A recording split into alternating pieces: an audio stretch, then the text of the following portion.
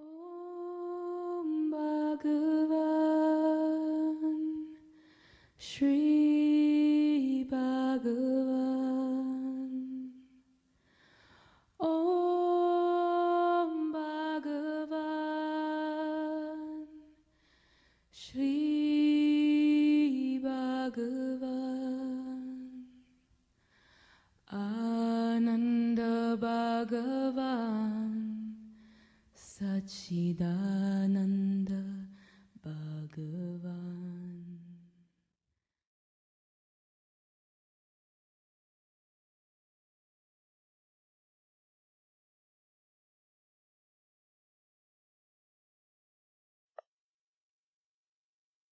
Verso 3.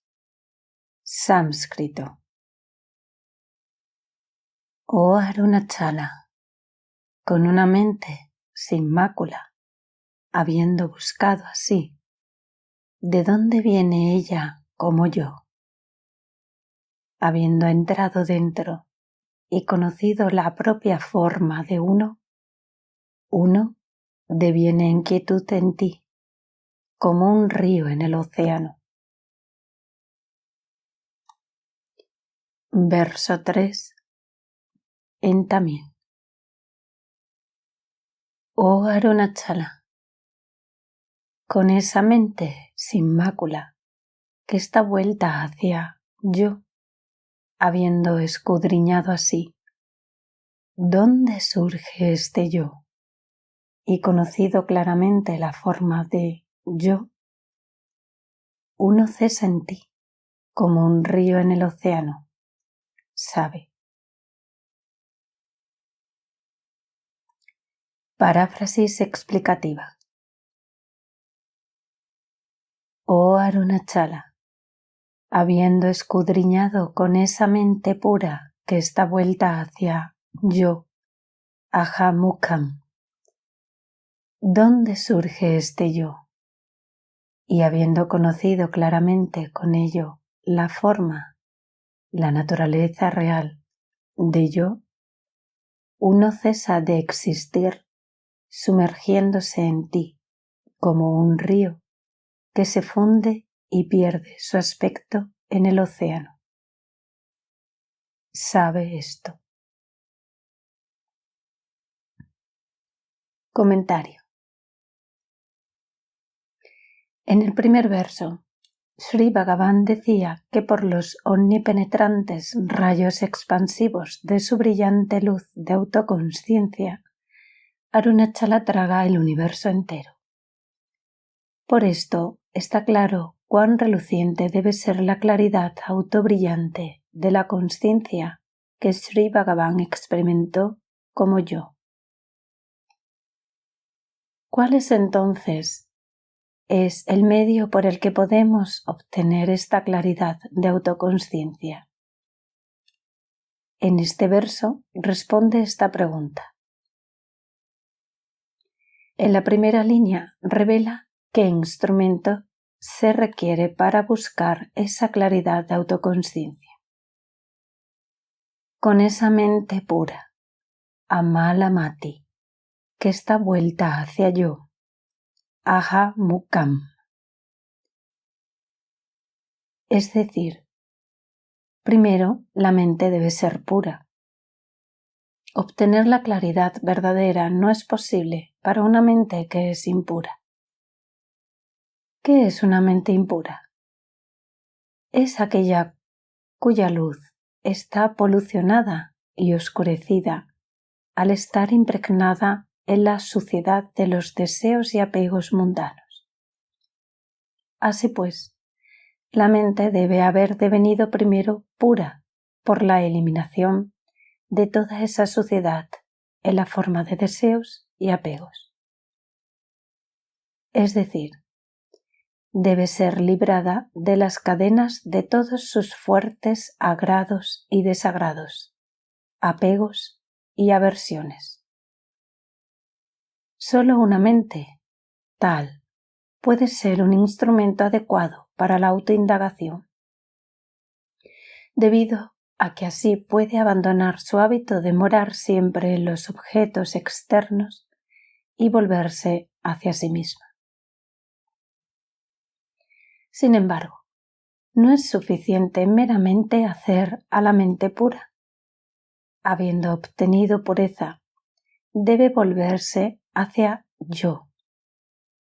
Aquí, la palabra aham mukam no significa una mera introversión o retirar la mente de los objetos externos.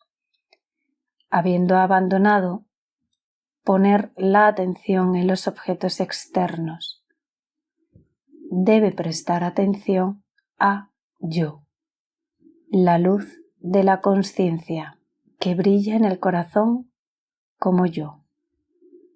Solo entonces puede ser obtenida la verdadera claridad de la autoconsciencia. Solo la mente que conoce su propia forma de luz, habiendo abandonado los objetos externos, es conocimiento verdadero. Upadesa Undiyar, verso 16. Aham significa yo y, por consiguiente, aham mukam significa volverse hacia yo o prestarse atención a sí mismo. Solo con esta mente pura vuelta hacia yo podemos escudriñar y conocer la fuente de la que surge yo.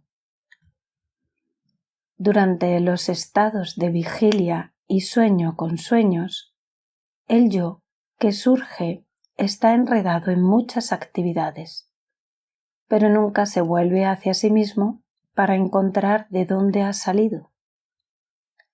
Aquí, de dónde, engu, significa de qué o de qué fuente. La fuente de este yo que surge no es ningún lugar, sino solo el ser yo, que existe y brilla en los tres estados: vigilia, sueño con sueños y sueño profundo. Si con la mente pura vuelta hacia yo escudriñamos la fuente de la que surge este yo, conoceremos claramente la forma de yo. Dice Sri Bhagavan en este verso. ¿Qué se entiende por conocer claramente la forma de yo? Es experimentar que la naturaleza real de yo no es la mente que surge, vaga errante y de nuevo se sumerge, sino solo la realidad que siempre existe y brilla como el mero ser conciencia, sin ningún surgir, vagar errante ni sumergirse. Es decir, la forma de yo quiere decir la realidad, que es el verdadero significado de la palabra yo. Eso, la única realidad que brilla como yo, el todo, es siempre el significado de la palabra yo, debido a que no cesamos de existir en el sueño profundo, que es exento de yo. Upadesa Undiyar, verso 21. Por esto, ya que hay una conciencia yo que no cesa de existir en el sueño profundo, donde no hay ningún yo, ego, esa conciencia siempre brillante es el significado real de la palabra yo. Por lo tanto, experimentar la naturaleza de ese yo siempre brillante es lo que Sri Bhagavan describe en este verso como conocer claramente la forma de yo. Después de conocerla así, ¿qué le acontece entonces al yo ego que estuvo todo el tiempo surgiendo, enredándose en actividad y sumergiéndose de nuevo. Habiendo conocido claramente la forma de yo, uno deja de existir o uno viene a descansar en ti, oh Arunachala, como un río en el océano. Dice Sri Bhagavan en este verso. Es decir, lo mismo que un río obtiene quietud y pierde su existencia separada cuando se funde en el océano, así también ese yo ego que surge deviene sin movimiento y deja de existir como una entidad separada cuando se funde en el yo ser, que es Arunachala.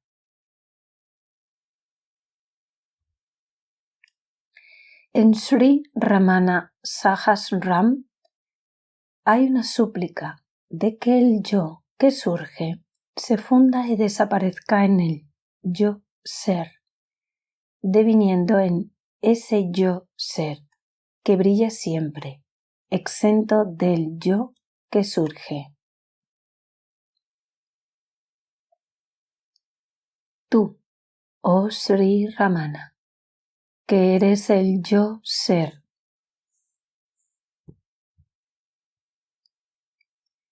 que es siempre exento del yo que surge, eres el yo ilimitado, Paripurna Aham. Otorga gracias sobre mí, que estoy llorando, adorándote, mendigando y suplicando de todo corazón, siempre que el yo que surge se sumerja en ese yo ilimitado. Sri Ramana Sahasram, verso 177. Aquí se dice que hay un yo que surge y un yo ilimitado. Solo ese yo ilimitado es el verdadero yo. Solo ese yo brilla en el sueño profundo, que es exento del yo que surge. Por lo tanto, solo ese es el verdadero significado de la palabra yo. Solo conocer la forma de ese yo es a lo que Sri Bhagavan se refiere en este verso como conocer claramente la forma de yo. Lo mismo que el río deja de fluir y llega a una parada cuando se funde en el océano. Así también el yo que surge deja de surgir y obtiene quietud cuando se funde en el yo ser ilimitado.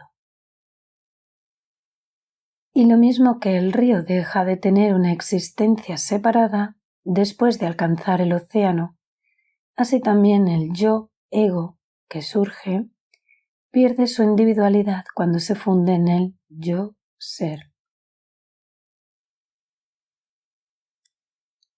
Así, en este verso, Sri Bhagavan ha explicado claramente tanto la práctica como el resultado de la autoindagación.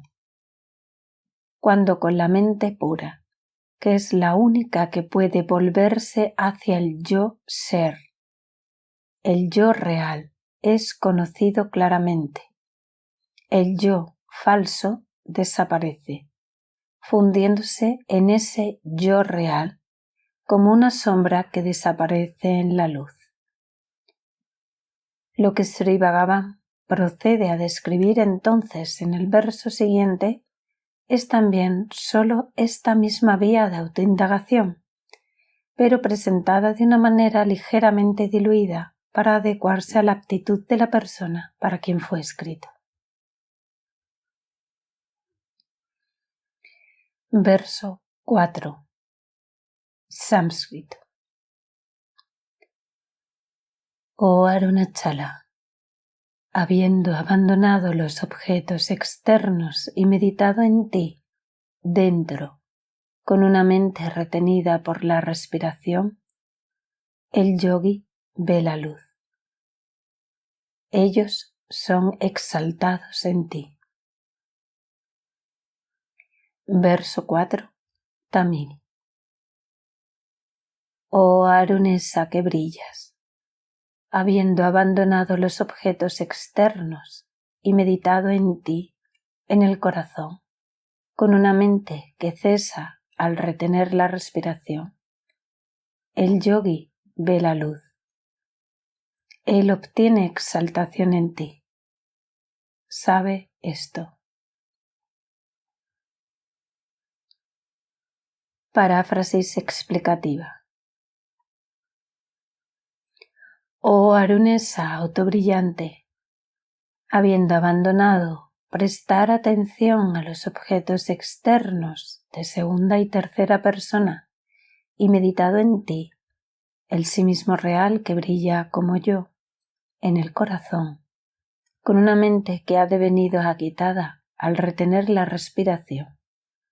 El yogi ve la luz del autoconocimiento y obtiene grandeza en ti, uniéndose así contigo la incorporación de toda gracia, de toda grandeza. Sabe esto.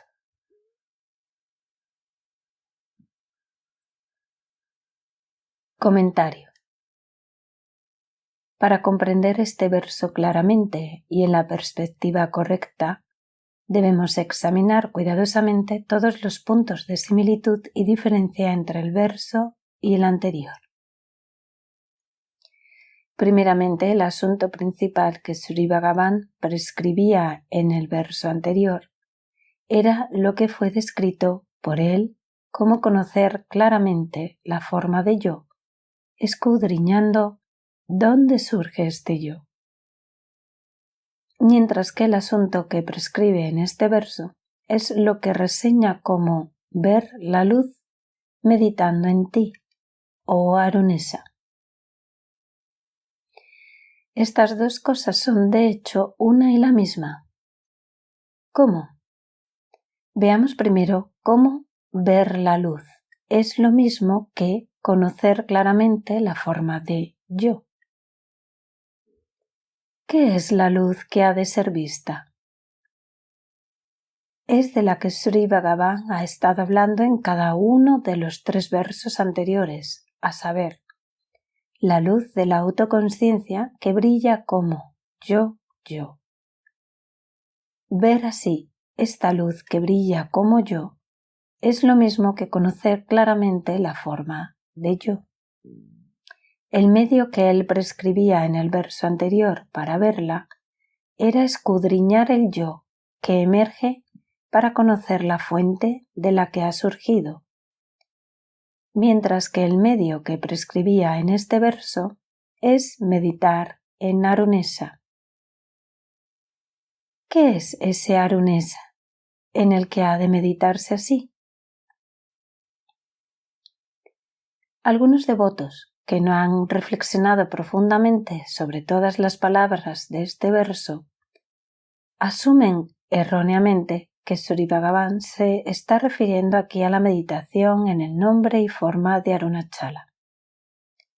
Sin embargo, aunque es verdadero que, como reveló en el verso 9 de Sri Arunachala Patikam, el nombre y la forma de Arunachala tienen un poder maravilloso para suprimir las malévolas actividades mentales de cualquier alma que haya pensado en ellos, aunque sea solo una vez, a fin de llevar ese alma hacia adentro, vuelta al único sí mismo, que es su realidad, para hacerla sin movimiento en sí misma y con ello nutrirla.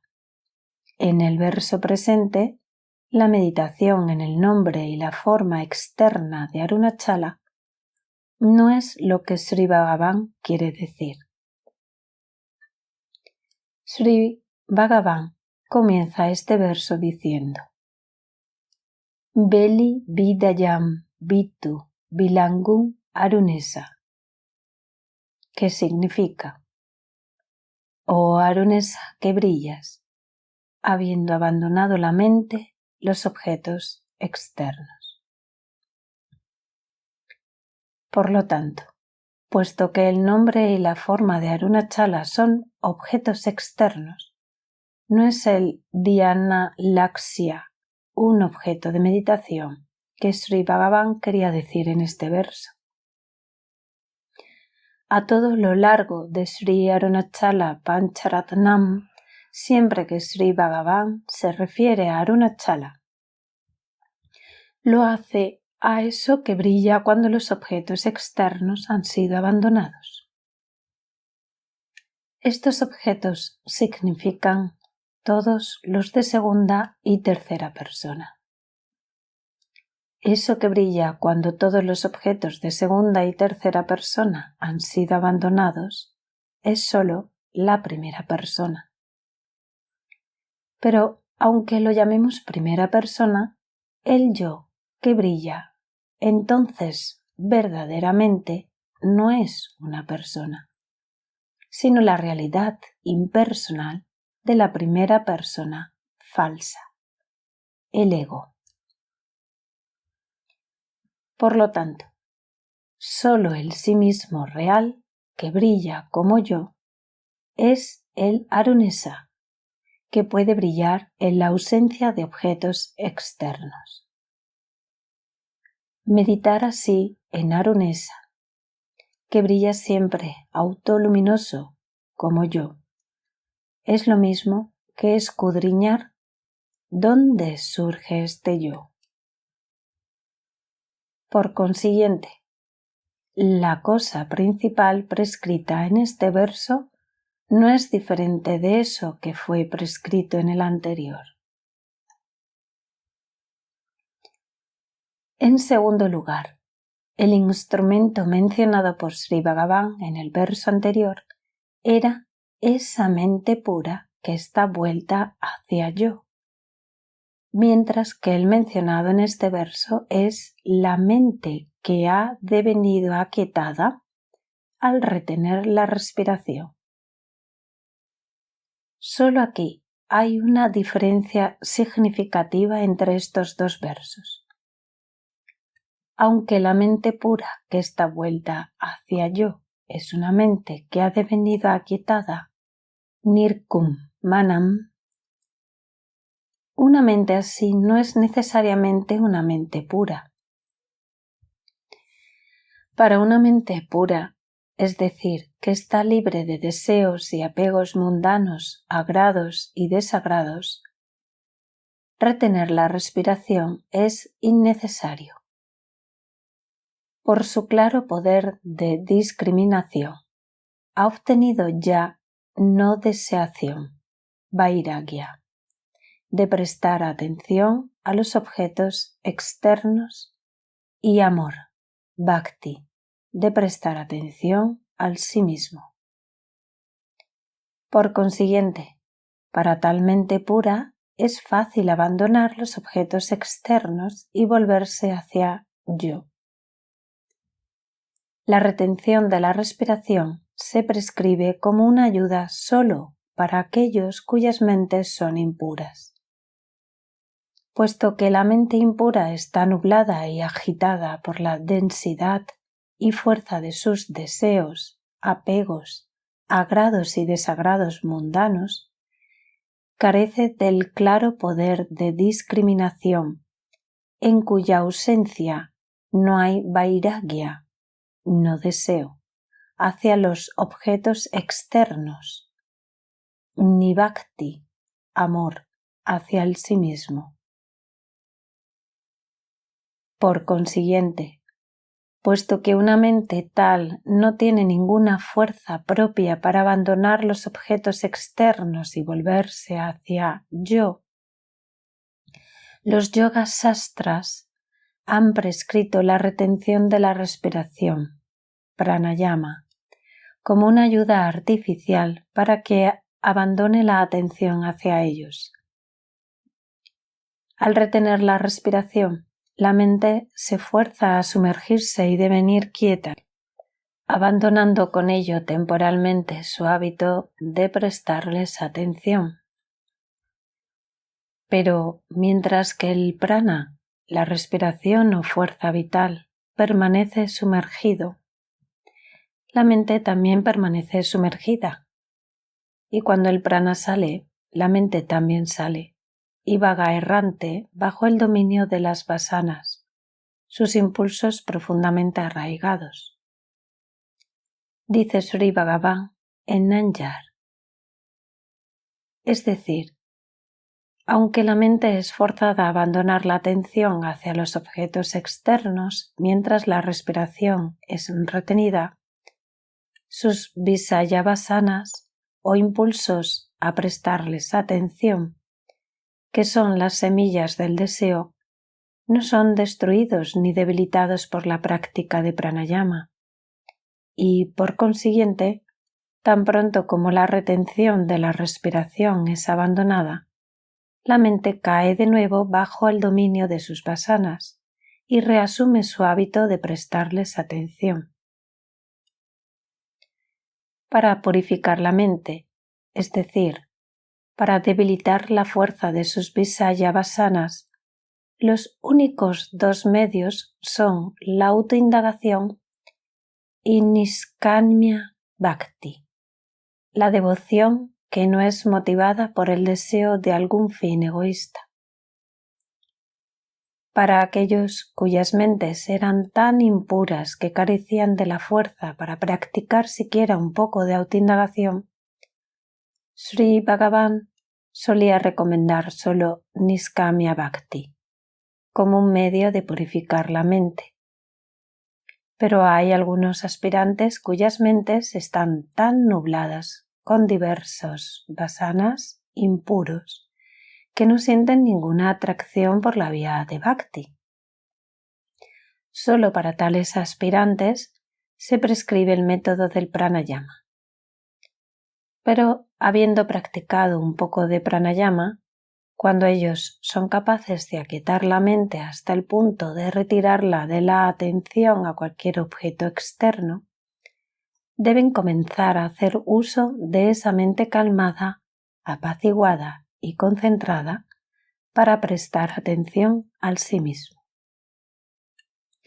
Si no tratan así de prestar atención a yo, sino que continúan persistiendo en sus esfuerzos por aquietar la mente mediante el pranayama, solo obtendrán el estado grosero de manolaya, la sumersión temporal de la mente, que no les ayudará de ninguna manera a debilitar sus vasanas y a purificar su mente. Para ilustrar la futilidad de tal manolaya obtenida por el pranayama u otras prácticas yógicas, Sri Bhagavan solía contar la historia de un yogi en las orillas del Ganges que, tras pedir a su discípulo que le trajese agua para beber, devino sumergido en manolaya y permaneció en ese estado por cientos de años. Pero de nuevo pidió agua tan pronto como volvió a la consciencia corporal. Aunque el aspirante que practica pranayama pueda ser capaz de aquietar su mente hasta el punto de retirarla enteramente de prestar atención a los objetos externos, cuando hace el esfuerzo de volver su atención hacia yo, al principio puede experimentar dificultad debido a la fuerza de sus vasanas impuros.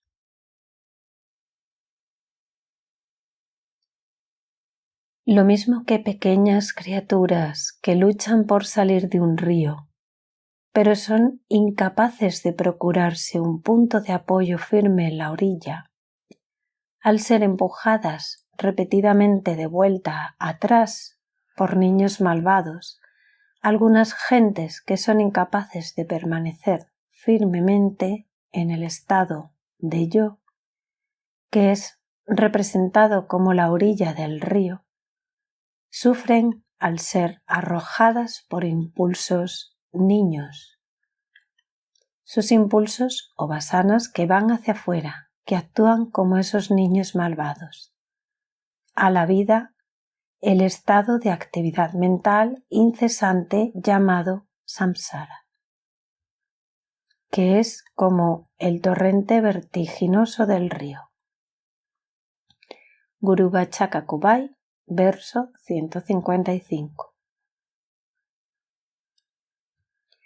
La impureza de la mente en la forma de fuertes vasanas, deseos y apegos mundanos, es la única causa que hace parecer difícil aferrarse firmemente a la autoatención. Pero aunque el aspirante caiga repetidamente en sus intentos de prestar atención a yo, sus intentos no son en vano. La autoatención es el mejor de todos los medios para purificar la mente, e incluso un pequeño esfuerzo hecho para volver la mente hacia yo comenzará a encender en ella una claridad de discriminación, por la que obtendrá creciente vairagya, no deseo, de prestar atención a los objetos externos, y bhakti, de prestar atención a yo. Cuanto más vairagya y bhakti obtenga la mente, más se limpiará la suciedad en la forma de sus vasanas impuros. Cuando la mente devenga así cada vez más purificada, la autoatención devendrá fácil y la ayuda artificial del pranayama devendrá innecesaria. Solo así, por el esfuerzo de prestar atención a yo, la mente, que ha devenido aquietada por la retención de la respiración, será transformada en esa mente pura que está vuelta a yo. Solo esa mente pura será capaz de ver la luz del autoconocimiento al meditar en Arunesa, que brilla en el corazón como yo. Habiendo meditado en ti, oh Arunesa, el yogi ve la luz. Dice Sri Bhagavan. Aquí el yogi es el que abandonando la atención a los objetos externos y fijando su mente en yo, se ha unido y ha devenido uno con yo, la luz del verdadero conocimiento. El yogi real es sólo el que ha devenido así uno con yo, y no meramente el que practica el pranayama y otros ejercicios yógicos groseros semejantes. Solo un tal yogi obtiene grandeza en ti. ¿Qué se entiende aquí por obtener grandeza en ti? Significa obtener grandeza fundiéndose en yo, como un río se funde en el océano. Habiéndose fundido así en yo, el yogi ha dejado de existir como un individuo separado. Tu gloria está donde dejas de existir, dice Sri Bhagavan en Maharshis Gospel. ¿Cómo? Habiendo dejado de existir como un individuo, uno permanece como yo, lo único que es verdaderamente digno de ser llamado grande. En este contexto hay otro significado importante para la palabra tamil unnil, en ti, que es usado aquí por Sri Bhagavan. Además de en ti, unnil también puede significar como tú o igual a ti. Usar unnil en este sentido es raro, pero Sri Bhagavan es un maestro en el manejo de tales usos raros del tamil. Así, las palabras unnil, uyarbu, urum quieren decir no solo obtiene grandeza en ti, sino también obtiene grandeza como tú. Obtiene grandeza igual que tú. En otras palabras, ese yogi deviene tú. Ahora, si comparamos este verso con el 14 de Upadesa Undiyar, estará claro que la idea central de ambos es la misma. en el verso 14 de Upadesa Undiyar, Sri Bhagavan canta: si uno hace que la mente, que se ha sumergido reteniendo la respiración, vaya a la Osvasi, su forma muere. Las palabras Orvasi significan la única vía, la vía de conocer y la vía de devenir uno, y por consiguiente se refieren a la vía de la autoindagación, que es la única para conocer y unirse con yo. Así, el enviar a la mente a la Osvasi, prescrito en ese verso, es lo mismo que el meditar en ti, prescrito en este. Cuando la mente es así enviada a la vía de prestar atención a yo, su forma morirá y sólo la pura luz de la autoconsciencia permanecerá brillando. Además, por estos dos versos está claro que el veredicto de Sri Bhagavan respecto a la práctica de la retención de la respiración es que es sólo una ayuda para retener la mente impura de su incesante hábito de vagar errante, y que cuando la mente ha sido así retenida, su atención debe ser vuelta hacia yo, para conocer su forma propia verdadera, que es la luz de la autoconsciencia. Aquí algunas gentes dudan. Cuando la mente es retenida de su vagar errante por medio de la retención de la respiración, es forzada a abandonar la atención a los objetos externos.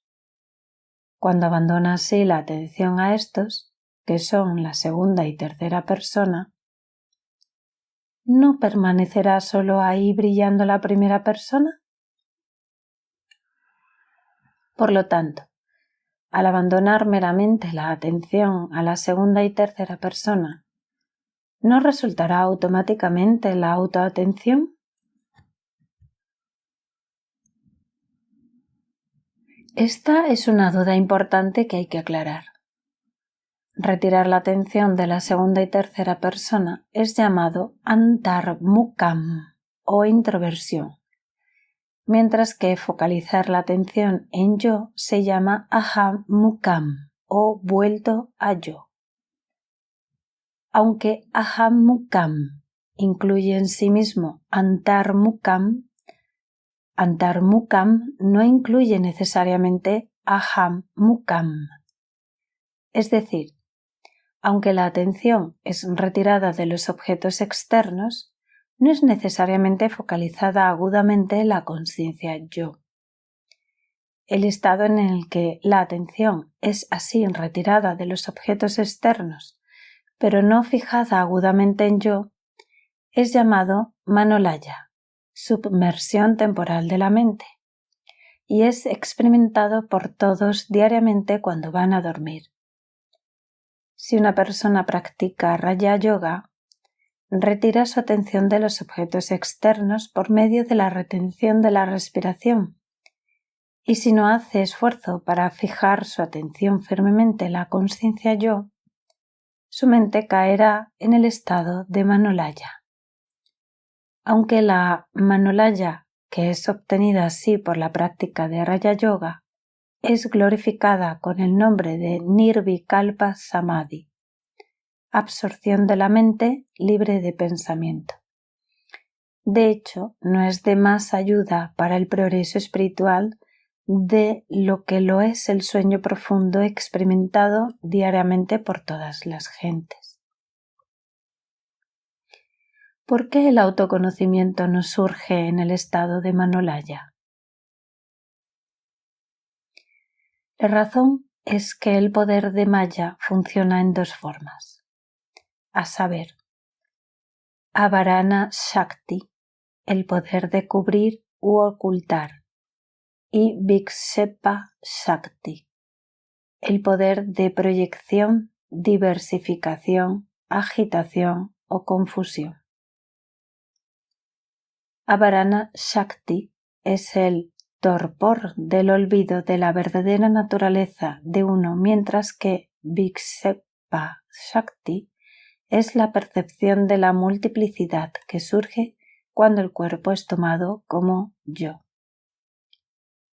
En los diversos estados de Manolaya, tales como el sueño profundo y Kashta Nirvikalpa Samadhi, aunque la mente es liberada temporalmente del poder de Vikshepa Shakti, todavía permanece envuelta por el velo de Avarana Shakti. Debido a este velo de Avarana Shakti, el conocimiento claro de la verdadera naturaleza de uno no es experimentado en Manolaya, y por consiguiente, a su debido tiempo la mente surgirá de nuevo y caerá bajo el dominio agitador de Vikshepa Shakti. Al retirar la atención de los objetos externos, uno se libra temporalmente del dominio de Vikshepa Shakti. Pero para traspasar el oscuro velo de Avarana Shakti es necesario que se preste atención agudamente a la conciencia yo y que con ello conozca su verdadera naturaleza. Es decir, puesto que el autoolvido es la causa raíz del surgimiento del velo de Avarana Shakti, solo la autoatención es la medicina que lo eliminará.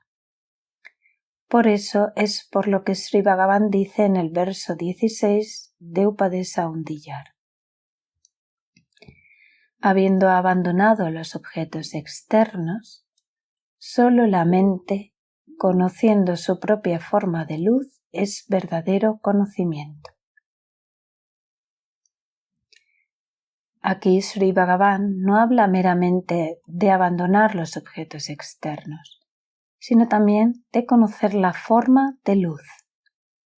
En verdad, poner el énfasis solo sobre este aspecto de conocer, órdale, que es el sujeto de la sentencia y que está enfatizado por la letra E, que significa solo o ello mismo, mientras que coloca abandonar los objetos externos solo como una proposición subsidiaria.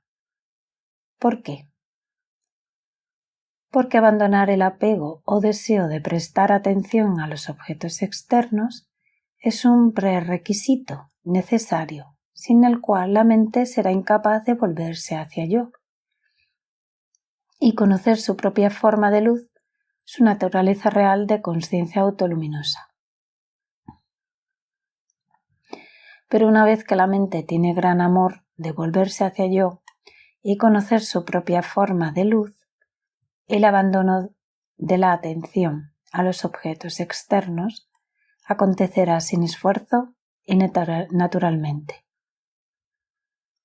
Por lo tanto, la meta principal a obtener es que la mente conozca su forma de luz, mientras que el abandono de los objetos externos es sólo subsidiario a esto, y no es por sí mismo una meta completa o importante. Así, la verdad principal, enfatizada por Sri Bhagavan en el verso 16 de Upadesa Undiyar, es que solo la mente, conociendo su propia naturaleza real, que es la luz de la consciencia, es conocimiento verdadero. Lo que se describe en ese verso como conociendo su propia forma de luz. Tan Oli Uru Ordale. Es a lo que se alude en este verso como ve la luz, Oli Kanum. Puesto que en ambos versos Sri Bhagavan menciona tanto el abandono de los objetos externos como el conocimiento de la luz, es importante aquí que no olvidemos el contexto en el que Sri Bhagavan dio ese verso en Upadesa Undiyar. Al describir qué vía dijo Sri Bhagavan en Upadesa Undiyar, habiendo abandonado los objetos externos, la mente conoce su propia forma de luz. ¿Fue mientras describía el Yoga Marga, el camino del control de la mente? No. Él ya había completado su descripción del Yoga Marga en los versos 11 a 15. En el verso 16 comienza a describir la vía de la autoindagación, que es el verdadero Jnana Marga, definiendo qué es el estado de conocimiento verdadero. No está claro, por lo tanto, que la intención interna de Sri Bhagavan en ese cuarto verso de Sri Arunachala Pancharatnam es sólo describir la misma vía de la autoindagación. Pero al describirlo así, en este verso, Sri Bhagavan ha usado las palabras meditar y yogi y ha hecho una referencia de pasada a retener la respiración. Aferrándose a estas palabras periféricas e ignorando el tema central del verso, muchas personas han estado pregonando: «Ved, aquí Bhagavan ha alabado la vía del Raja Yoga. En este verso proclama que incluso por Raja Yoga uno puede obtener la autorrealización». Para evitar ser confundidos por las conclusiones precipitadas y superficiales a las que han llegado y propagado tales gentes, es necesario que los devotos verdaderos analicen cuidadosamente el significado de cada palabra y frase de este verso y que lo comprendan entero a la luz de otros versos y dichos de Sri Bhagavan. Hablando verdaderamente, solo dos vías son aprobadas por Sri Bhagavan, a saber, las vías de Jnana y Bhakti. Habiendo dado preeminencia a Jnana en los 4 primeros versos, en el quinto se ocupa del tema de Bhakti.